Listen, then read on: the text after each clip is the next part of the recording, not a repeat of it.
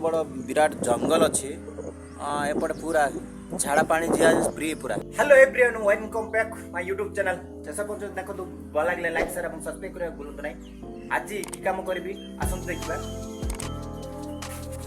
तो देखु ये भाली पड़ी काली केते काम गला मु देखेबी वीडियो माध्यम रे।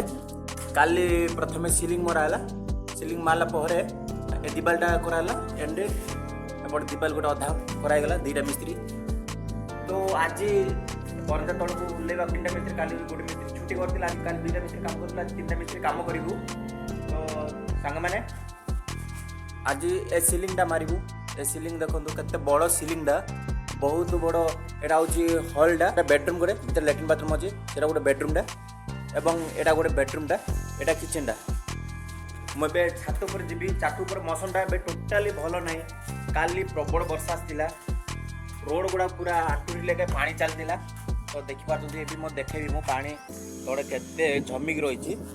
तो देखु तड़े तड़े देखिपारे केते पानी जमिक रही। देखु रोड मानकर पानी पूरा भरी भरी रही।